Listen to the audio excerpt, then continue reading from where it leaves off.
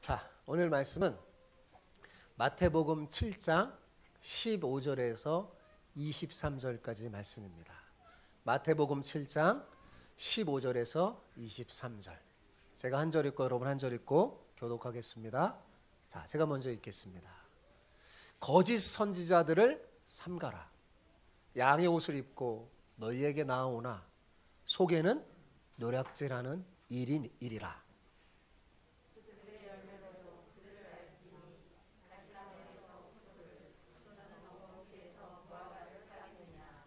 이와 같이 좋은 나무마다 아름다운 열매를 맺고 못된 나무가 나쁜 열매를 맺나니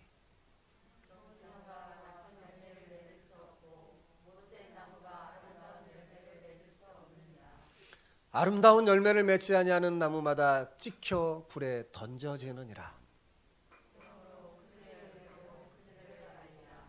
나더러 주여 주여 하는 자마다 다 천국에 들어갈 것이 아니요 다만 하늘에 계신 내 아버지의 뜻대로 행하는 자라야 들어가리라.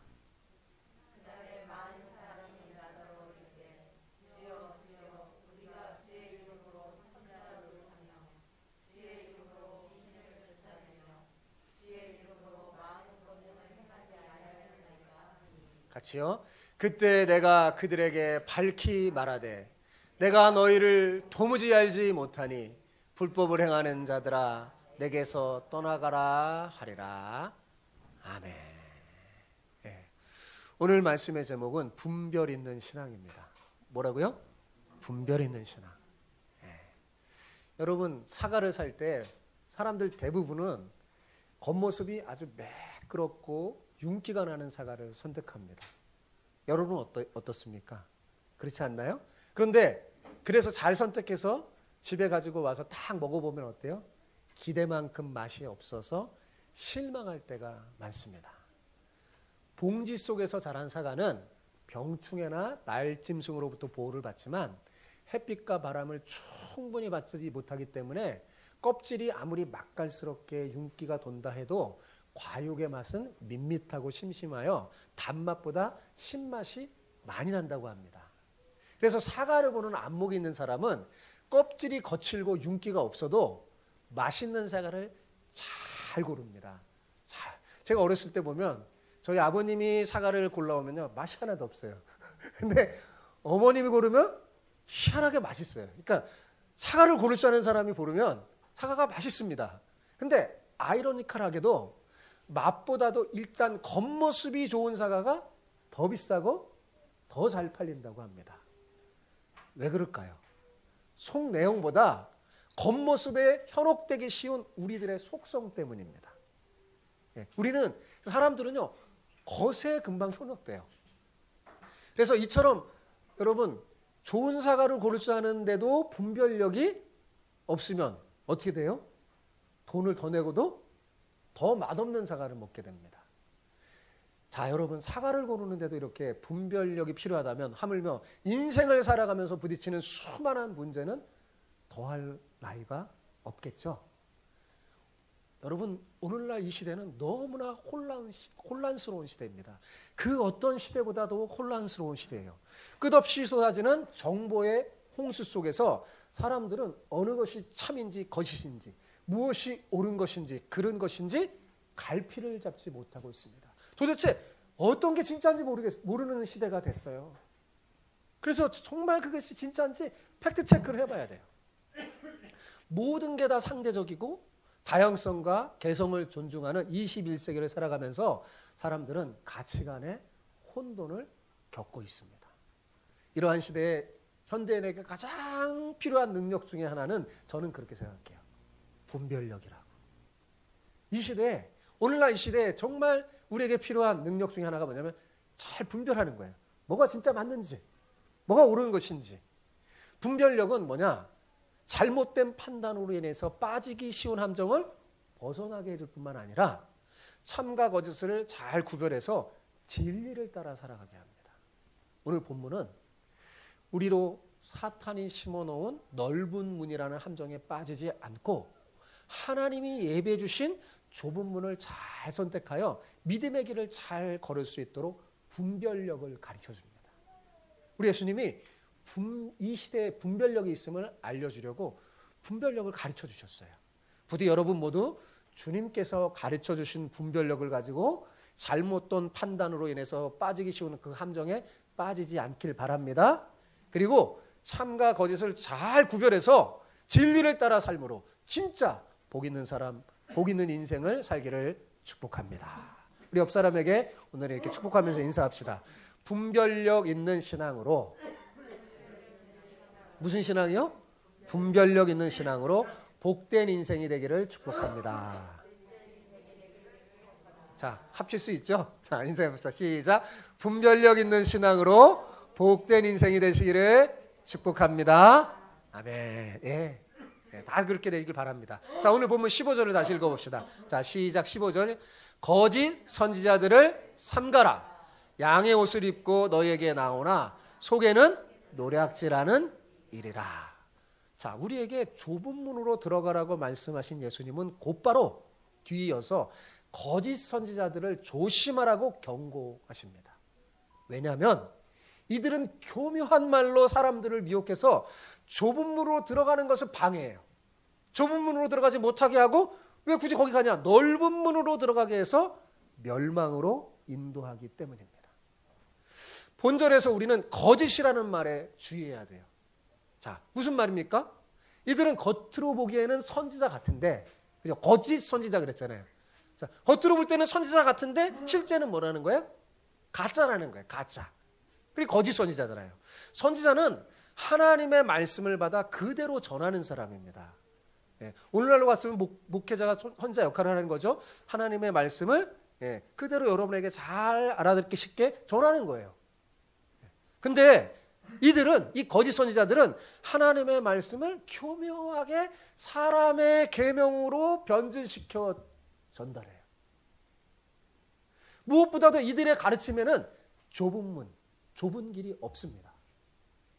좁은 길로 걸어가려는 사람을 유인해서 넓은 길로 인도해요. 이스라엘 백성의 시대에 구약에 참 거짓 선지자들이 많았어요. 거짓 선지자들의 메시지가 뭐냐면 평안하다, 괜찮다, 걱정하지 마라, 이렇게 전하는 거예요. 그래서 참 선지자가 그렇게 살면 안 된다고 말할 때 사람들이 다 괜찮다, 평안한데 그쪽으로 가버리는 거예요. 그 길이 멸망의 길인지도 모르고 가는 거죠. 자, 예수님 당시에 이렇게 이 대표적인 거짓 선지자 중에 하나가 누구냐? 바리새인과 서기관들이었어요. 이들은 입술로는 하나님을 공경하되 마음으로는 그렇지 않습니다.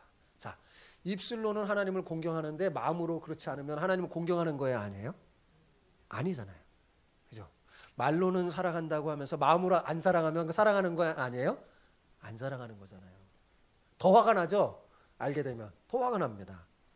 이들은 사람의 계명으로 교훈을 받아 가르침으로 하나님의 말씀을 폐하게 하는 사람들이었습니다. 장로들의 유전이라고 해서 자기들이 또 하나님의 말씀 그대로 전하는 게 아니라 자기들이 다 재단해서 자기들 나름대로 다 이렇게 해서 그거 맞춰갖고 엉뚱하게 사람들을 이끄는 거예요. 그래서 예수님이 이런 거짓 선지자를 어떻게 해요? 조심하라고 하는 거예요. 조심하라고 하는 거예요. 문제는 뭐냐? 이들은 속은 노략질하는 일인데 실제 그 정체성은 일이에요. 일이가 뭐예요? 노략질하는 일인데 겉은 뭐예요? 양의 옷을 입고 있다는 사실입니다. 그러므로 구별하기가 쉬울까요? 어려울까요? 어렵다는 데 있어요. 자, 그럼 구별하기 위해서 뭐가 필요할까요? 분별력이 필요한 거예요. 속지 말아야 돼요. 교묘하게 위장하기 때문에 올바른 분별력을 갖고 있지 않으면 속을 수밖에 없어요. 속을 수밖에 없어요.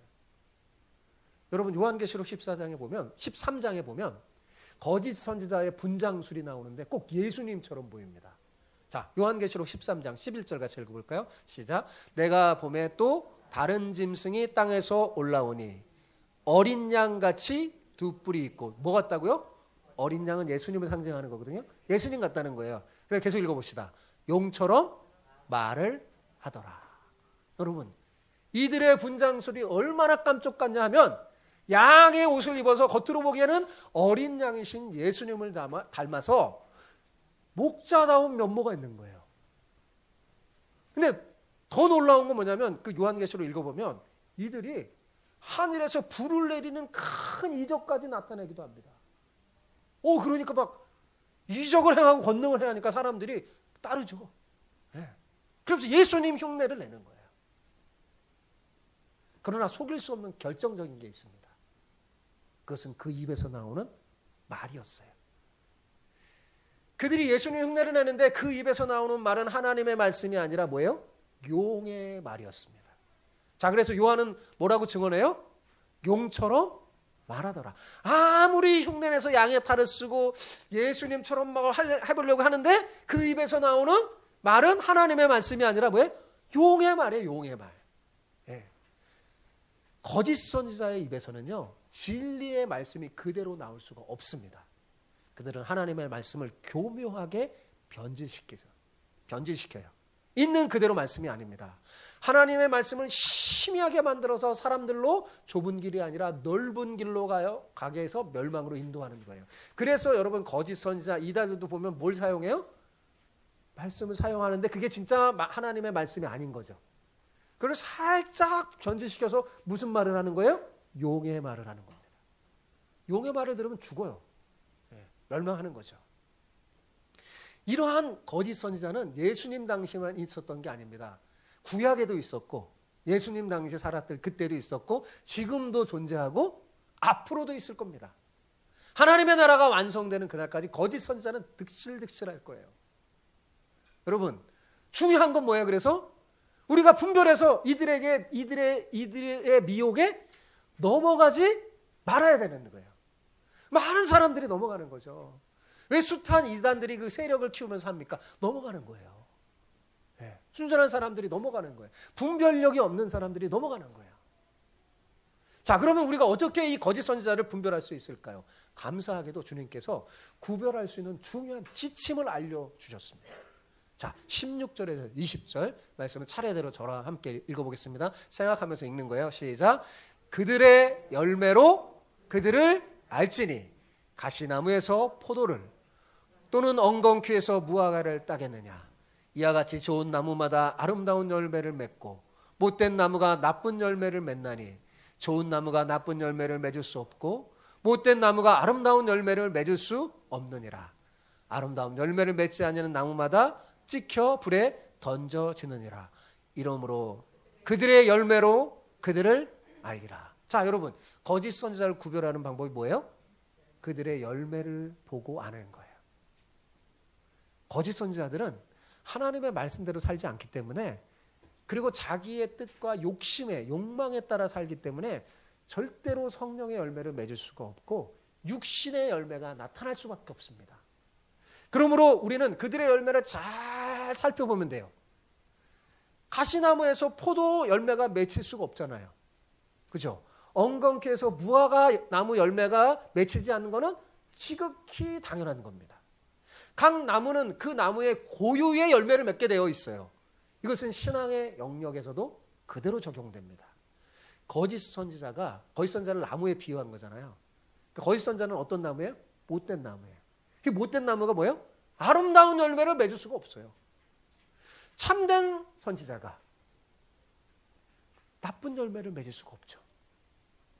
악한 영과 육신을 따르는 사람은 나쁜 열매를 맺을 수밖에 없고, 성령의 인도하심을 따라 말씀에 순종하는 사람은 아름다운 성령의 열매를 맺을 수밖에 없습니다. 그러므로 우리는 열매를 보고 그 사람이 참 하나님의 사람인지 거짓 선지자인지 구별할 수 있습니다. 갈라디아서 5장 19절 21절에 보면 이 거짓 선지자가 맺는 나쁜 열매가 무엇인지 구체적으로 나와요.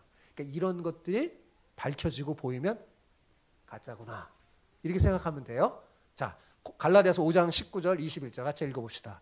육체의 일은 분명하니, 육체 열매가 이렇게 맺힌다는 거예요. 계속 읽어봅시다. 곧 음행과 더러운 것과 호색과 우상숭배와 주술과 원수 맺는 것과 분쟁과 시기와 분냄과 당짓는 것과 분열함과 이단과 투기와 술취함과 방탕함과 또 그와 같은 것들이라. 전에 너희에게 경계한 것 같이 경계하노니 이런 일을 하는 자들은 하나님 나라를 유업으로 받지 못할 것이요. 예, 이런 나쁜 열매를 맺는 사람을 조심하기 바랍니다. 이런 게 나타나게 돼 있어요. 예, 이런 게 드러나요. 어느 순간에 보여요. 잘 보면 보여요. 근데 이것을 살펴보지 않고 그냥 겉으로 그냥 좋은 척, 선한 목자인 척 하면서 달콤한 말로 호려서 거기를 따라가다는 어떻게 돼요? 넘어질 수 있다는 거죠. 망할 수 있다는 거예요. 예수님은 거짓 선지자를 못된 나무에 비유하면서 아름다운 열매를 맺는 좋은 나무에 대해서도 말씀했어요. 그러면서 뭐라고 했냐면 아름다운 열매를 맺지 아니하는 나무마다 어떻게 된다고 그랬어요? 찍혀 불에 던져지느니라 라고 경고했어요. 왜 그러면 아름다운 열매를 맺지 않은 나무마다 찍혀 불에 던져질까요? 왜 그럴까요, 여러분? 그 나무가 못된 나무 이미 판명됐기 때문입니다. 아름다운 열매를 맺지 않는구나. 못된 나무구나. 찍혀서 불에 던져진다는 거죠. 자, 21절에서 23절을 보십시오. 같이 읽어봅시다. 시작. 나더러 주여 주여 하는 자마다 다 천국에 들어갈 것이 아니요 다만 하늘에 계신 내 아버지의 뜻대로 행하는 자라야 들어가리라. 그날에 많은 사람이 나더러 이르되 주여 주여 우리가 주의 이름으로 선지자 노릇하며 주의 이름으로 귀신을 쫓아내며 주의 이름으로 많은 권능을 행하지 아니하였나이까 하리니 그때 내가 그들에게 밝히 말하되 내가 너희를 도무지 알지 못하니 불법을 행하는 자들아 내게서 떠나가 하리라. 여러분, 이 말씀은 거짓 선지자를 조심하라고 하신 예수님께서 결론적으로 하신 말씀이에요. 자, 이 전제를 잊어버리면 안 됩니다. 예? 아셨죠? 이 말씀은 뭘로 결론적으로 한 거라고요? 거짓 선지자를 조심하라고 하신 말씀에 결론적으로 하신 말씀이에요. 만일 우리가 이 말씀을 앞뒤 문맥을 고려하지 않으면 전제를 잊어버려갖고 이 말씀으로 인해 충격에 빠져 구원의 확신이 흔들릴 수 있습니다. 그래서 많은 이단들이 이 말씀을 가지고요 사람들을 미혹해서 넘어져요. 이 말씀을 들고 딱 오는 거예요. 그래서 당신이 구원받을 수 있는지. 그러면 다 넘어지는 거예요. 왜? 엎인 예수님의 이 말씀 보면 행함으로 구원받는 것처럼 오해할 수 있기 때문입니다. 특히 21절에서 뭐라고 그랬어요? 다만 하늘에 계신 내 아버지의 뜻대로 행하는 자라 들어가리라는 말씀은 행함이 있어야 천국에 들어갈 수 있다는 선언처럼 들리기 때문입니다. 그렇게 들리죠? 여러분도 이 말씀 들을 때 혼란스럽지 않았나요? 두렵지 않았나요? 자신이 없잖아요. 야, 난 과연 아버지 뜻대로 행하는가? 자신이 없잖아요. 그래서 많은 사람이 이 말씀 앞에 당황하고 그동안 가졌던 구원의 기쁨을 잃어버리기도 합니다. 과연 이 말씀은 행함이 있어야 우리가 구원받을 수 있다는 예수님의 선언일까요? 절대로 아닙니다. 만약 그렇다면 믿음으로만 구원 얻는다는 성경의 곳곳의 진리가 그 진리의 말씀이 무너지고 말 겁니다. 그렇다면 예수님의 이 말씀은 무슨 의미일까요? 자, 제가 이 말씀은 누구를 전제로 한 말씀이라고 했어요? 이게 중요해요. 누구를 전제하는 말씀이라고요? 거짓 선지자. 한마디로 거짓 선지자는 아무리 주여 주여 외치고 선지자 노릇하고 귀신을 쫓아내고 권능을 행해도 천국에 들어갈 수 없다는 거예요. 왜요? 그들은 본질적으로 못된 나무요. 하나님을 믿는 사람이 아니기 때문입니다. 이해가 되십니까?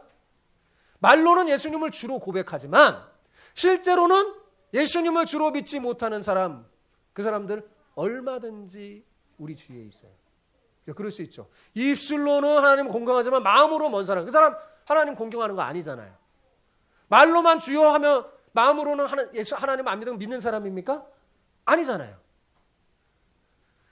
그러므로 말만으로는 그가 정말 예수님을 믿는 사람인지 안 믿는 사람인지 구별할 수가 없어요. 그래서 예수님이 뭘 보고 구별하라고 했어요?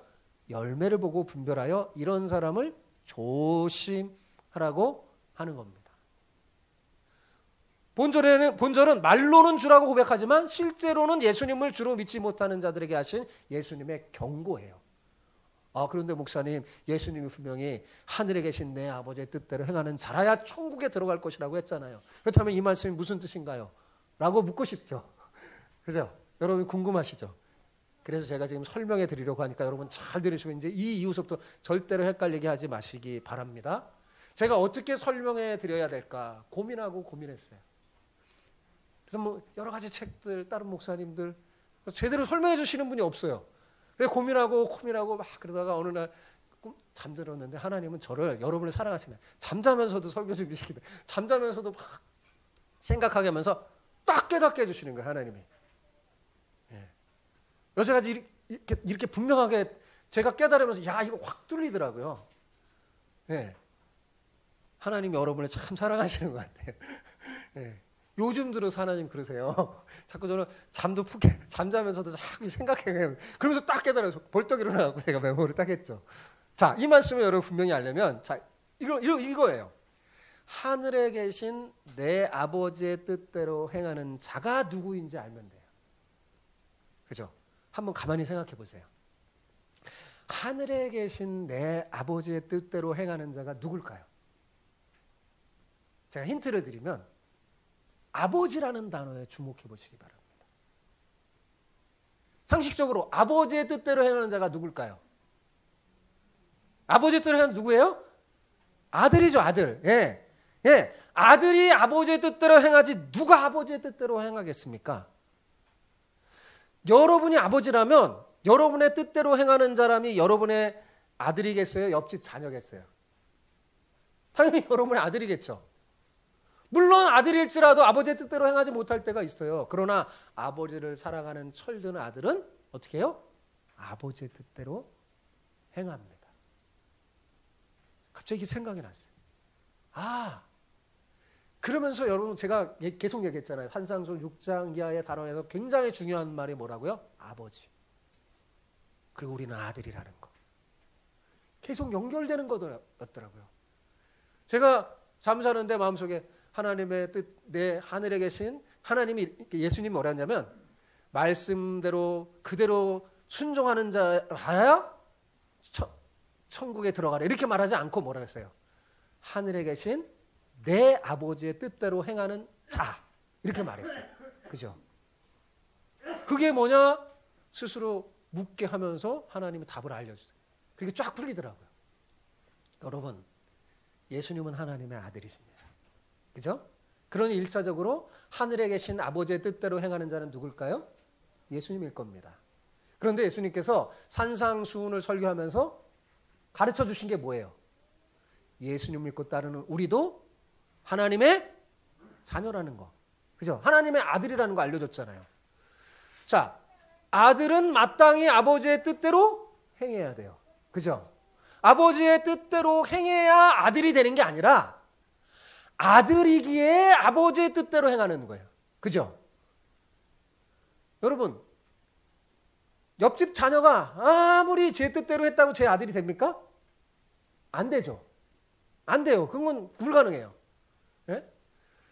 제 아들이기에 아버지의 뜻대로 행하는 거예요. 그죠? 그러니까 지금 예수님은 산상설교를 듣는 제자들에게 너희는 좋은 나무요. 하나님의 자녀니 너희만이 하나님 나라에 들어가서 하나님의 복을 받을 상속할 자격이 있다라고 말씀해 주신 거예요. 그러면서 간접적으로 당부하시는 거죠. 너희는 좋은 나무요 하나님의 자녀이니 아버지의 뜻대로 행하는 자가 되어서 아름다운 열매를 맺어야 하느니라 고 말해주는 거예요. 23절을 보십시오. 같이 읽어봅시다. 시작. 그때 내가 그들에게 밝히 말하되 내가 너희를 도무지 알지 못하니 불법을 행하는 자들아 내게서 떠나가라 하리라. 자, 여기서 예수님이 도무지 알지 못한다는 그들이 누굽니까? 하나님을 아버지로 모시지 않는 거짓 선지자. 하나님을 아버지로 모시는 아들이 아닌 거짓 선지자. 그죠? 근데 그들이 아버지의 뜻대로 한다고 하면서 주의 이름으로 이것도 하고 저것도 하고 막 하는 거예요. 마지막 때 주님이 그들에게 이렇게 말하는 겁니다. 내가 너희를 도무지 알지 못하니 불법을 행하는 자들아 내게서 떠나가라. 여러분 생각해 보세요. 아들이 아닌 사람이 여러분의 집에 들어가서 내 목에 상속을 주십시오 라고 주장하면 여러분 어떡하겠습니까? 예? 갑자기 홍 집사님의 전혀 모르는 옆집 아들이 와갖고 홍 집사님 네, 내 목 상속 주세요. 이러면 어떻게 하겠어요? 아마 예수님처럼 말씀하지 않겠어요? 아니, 너 누구냐?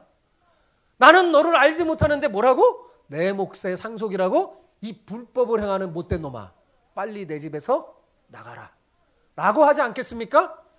예수님의 말씀이 바로 그거예요. 그러니 이제 이후로부터 이 말씀을 들이대서 여러분을 헷갈리게 하는 이단에게 속지 마십시오. 거짓 선지자에 속지 마세요. 이제 분명해졌죠? 아시겠습니까? 그죠? 분명해졌죠? 자, 그런데 여기서 우리가 한 가지 살펴볼 게 있어요. 더 여러분이 흔들리지 않도록 여러분이 살펴볼 게 있어요. 그것은 그러면 하늘에 계신 내 아버지의 뜻이 과연 무엇인가라는 점이죠. 그죠? 요한복음 6장 38절에서 40절을 보면 분명히 알 수 있습니다. 같이 읽어봅시다. 내가 하늘에서 내려온 것은 내 뜻을 행하려 함이 아니요 나를 보내신 이의 뜻을 행하려 함이라. 그러니까 아버지의 뜻이죠. 네, 계속 읽어봅시다. 나를 보내신 이의 뜻은 내게 주신 자 중에 내가 하나도 잃어버리지 아니하고 마지막 날에 다시 살리는 이것이라. 내 아버지의 뜻은 아들을 보고 믿는 자마다 영생을 얻는 이것이니 마지막 날에 내가 이를 다시 살리라 하시니라. 자, 이 말씀 보면 아주 분명하게 알 수 있죠. 하늘에 계신 아버지의 뜻은 어떤 특별한 일을 행하는 게 아니라 아들을 보고 믿는 거예요. 아들을 보고 믿는 자마다 영생을 얻는 것임이 분명한 걸 알 수 있습니다. 그리고 이 산상수훈 전체를 통해서 한마디로 요약하면 뭐냐? 예수님을 믿어서 하나님의 아들이 된 사람들이 예수님을 따라서 하나님 나라와 그의 의를 위해서 사는 것이라고 할 수 있습니다. 그러니까 이 본문 마태복음에 의하면 바로 예수님을 믿어 하나님의 아들이 됐잖아요. 된 우리가 내 하늘의 아버지의 뜻이 뭐냐? 우리로 하나님 나라와 그를 위해서 살아가는 거예요. 그래서 그렇게 구하라고 그러는 거예요. 이제 분명해지셨죠? 네, 분명해졌죠. 이것은 하나님 나라와 그를 위해 사는 것은 아들만 할 수 있는 거예요. 자녀들만. 하나님의 자녀들이. 그러면 어떨까요? 아름다운 열매가 맺혀지는 거예요. 아름다운 열매.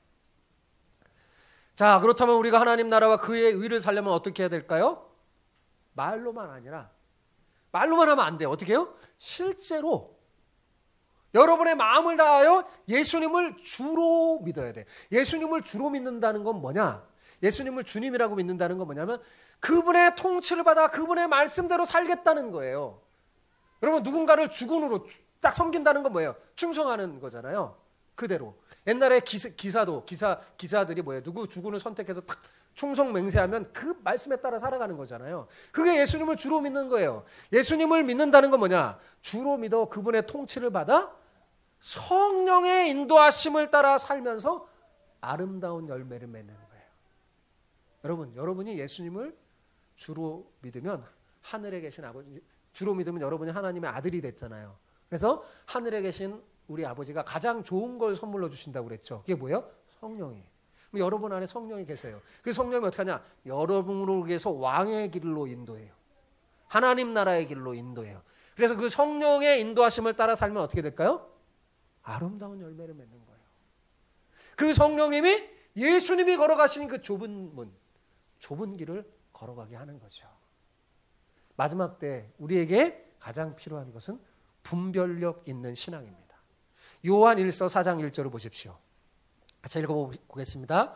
사랑하는 자들아 영을 다 믿지 말고 오직 영들이 하나님께 속하였나 분별하라. 많은 거짓 선지자가 세상에 나왔습니다. 요한은 왜 영을 다 믿지 말라고 했을까요?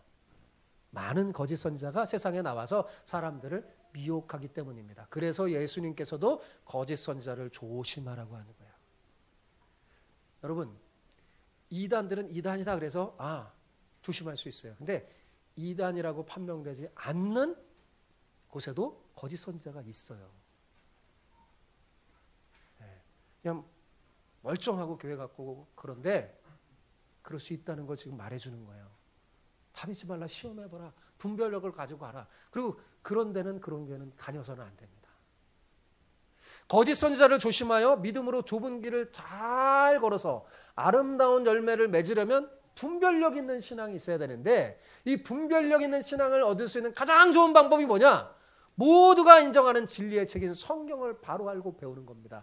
여러분은 이제는 성경을 제대로 알아야지 저 목사가, 저 선지자가 정말 하나님의 말씀을 하는지 아는지 분별력이 생기는 거예요. 예, 분별력이 생기는 거예요. 여러분, 제가 가짜로 막 전하면 어떻게 하겠어요? 여러분, 성경을 모르면 속아내가 버린단 말이에요. 성경을 알면 알게 돼요. 가짜구나. 저 하나님 말씀이 아닌데 용의 말을 전할 수가 있어요. 조심해야 돼요. 그러니까 중요한 게 뭐냐? 마지막 때일수록 정말 그리스도인에게 중요한 게 뭐냐면 성경이에요. 성경. 성경을 잘 읽고 묵상하고 배워야 됩니다. 성경은 우리로 인생 전반을 제대로 보여주는 분별력 있는 사람이 되게 해서 거짓에 현혹되지 않고 진리 안에서 건강한 삶을 살 수 있도록 도와주는 길라잡이 역할을 합니다. 성경을 부지런히 읽고 묵상하고 배워서 진리의 말씀을 마음에 새기길 바랍니다. 자꾸 읽어서 하나님 말씀이 아예 이제 눈으로만 성경 읽는 게 아니라 마음속에서도 생각나게 이렇게 자꾸 축적해놔요. 이런 진리의 말씀이 내 마음에 없으면 저게 나를 미혹하는 영인지 진리의 영인지 잘 구별이 안 돼요. 왜냐하면 겉은 막 똑같거든요. 원래 더 멋있게 보일 수도 있고요. 더 많은 사람이 따르고 넓은 길이니까요. 더 화려하고 많은 사람이 따르니까 저희가 더 옳은 것 같잖아요. 그렇게 간단 말이에요. 그러나 우리 마음에 진리의 말씀이 있으면 거짓 선지자에게 미혹당하지 않고 성령의 인도하심을 따라 살게 돼서 아름다운 열매를 맺을 수 있습니다. 오늘 성경이 우리에게 가르쳐준 진리가 뭡니까? 거짓에 속지 말라는 거예요. 마지막 때일수록 혼란스럽게 하거든요. 그래서 마지막 때일수록 거짓에 속으면 안 돼요. 가짜가 판을 치는 거예요. 네. 거짓 선지자에게 속한 많은 사람이 걷는 그 넓은 길로 가지 말라는 겁니다.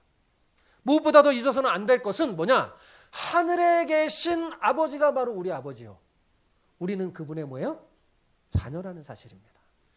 그리고 하나님을 아버지로 모시고 사는 자녀는 좋은 나무예요. 그리고 아름다운 열매를 맺는다는 사실입니다. 여러분, 하나님을 아버지로 모시고 사는 사람 맞습니까? 아멘? 그럼 옆에 사람한테 말하세요. 당신은 좋은 나무입니다. 보세요. 당신은 좋은 나무입니다. 네. 사실 여러분, 예수님 믿기 전에 우리는 다 못된 나무였어요. 그죠? 저를 비롯해서 우리 다 못된 나무였어요. 그런데 예수님 덕분에 하나님 나라의 복음을 받아들이고 그분을 주님으로 섬김으로 우리는 좋은 나무가 됐어요. 본질이 바뀐 거예요. 그러니 좋은 나무인 우리는 아름다운 열매를 맺으며 살 수 있습니다. 못된 나무에서 좋은 나무로 본질이 바뀌었기 때문이죠. 그런데 우리가 아무리 좋은 나무로 본질이 바뀌었다 해도 저절로 아름다운 열매를 맺는 것은 아닙니다. 주님 안에 꼭 붙어 있으면서 성령의 인도하심을 따라 살아야 아름다운 열매를 맺을 수 있어요. 그래서 갈라디아서 보면 성령을 쫓아 살아라 그런 거예요. 우리 안에 두 마음이 있거든요. 네, 육체의 소욕이 있고 성령의 인도하심이 있어요. 그러면 좋은 나무인 우리가 아름다운 열매는 어떻게 맺냐? 육체의 소욕을 따르면 안 맺혀져요. 겉벗어나도 안 맺혀요. 성령의 인도하심을 따라 맺혀지는 겁니다. 네. 예수님이 그랬잖아요. 나는 포도나무요, 너희는 가지. 예수님께 꼭 붙어 있어야 돼요. 그래야 열매를 맺을 수 있어요. 네. 그렇지 않으면 아름다운 열매를 맺을 수 없습니다. 분명히 좋은 나무인데, 분명히 좋은 나무예요. 맞아요. 그런데 아름다운 열매를 맺지 않는다면 이것처럼 나무의 주인을 슬프게 하는 게 없습니다. 예수님이 정말 좋은 나무로 다 우리를 만들어갖고 열심히 물을 주고 했는데 아름다운 열매를 맺지 않는 거예요. 1년이 지나도 2년이 지나도 3년이 지나도. 그러니까 하나님 아버지가 막 뵈려고 해요. 그러니까 예수님은 어떻게 해요? 아버지, 이거 좋은 나무예요. 네. 이 나쁜 나무 아니에요. 기다려주세요. 분명히 맺힐 겁니다. 아름다운 열매가. 저를 믿고 기다려주세요. 우리 예수님이 그러고 있는 거예요. 여러분, 예수님을 슬프게 하지 마시기 바랍니다. 저는 예수님의 열심, 하나님의 열심을 믿습니다. 하나님의 열심이 결국 우리를 좋은 나무로 만든 예수님의 수고가 헛되지 않도록 아름다운 열매를 맺게 해 주실 것입니다. 믿습니까? 네. 그러면 우리가 맺어야 할 아름다운 열매는 뭘까요? 갈라디아서 5장 22절, 23절을 보십시오. 같이 읽어봅시다. 오직 성령의 열매는 사랑과 희락과 화평과 오래 참음과 자비와 양성과 충성과 온유와 절제니 이와 같은 것을 금지할 법이 없느니라. 자, 우리가 맺어야 할 아름다운 열매는요, 이처럼 변화된 성품에서 나오는 아름다운 삶의 모습이에요. 누구를 닮은 것 같아요? 누구를 닮은 것 같아요? 예수님을 닮았잖아요. 그죠? 예수님을 닮았어요. 네. 여러분이 예수님을 주로 믿고 그분에게 꼭 붙어서 성령의 인도함을 따라 살면 어떻게 돼요? 예수님 닮게 돼요. 그래서 여러분 가운데 사랑의 열매가 맺혀지고 삶 속에 희락과 화평과 오래 참음과 자비와 양성. 네. 여기 이제 학생들이 있으니까 양손은 뭐냐면 옳은 행동, 착한 행동을 말하는 거예요. 네. 그렇게 다 맺혀져요. 충성과 온유와 절제. 네. 맺혀지는 아름다운 열매가 맺혀지는 거죠. 사랑하는 성도 여러분, 여러분 모두 예수님을 주로 믿고, 뭐로 믿고요? 입술로만 말로만 주로가 아니라 진짜로 주로 믿고 섬기면서 주님 안에 꼭 붙어서 성령의 인도하심을 따라 살기 바랍니다. 그러면 예수님을 닮은 아름다운 열매가 저절로 맺혀져요. 그래서 여러분이 좋은 나무요, 하나님의 자녀임을 증명하게 될 겁니다.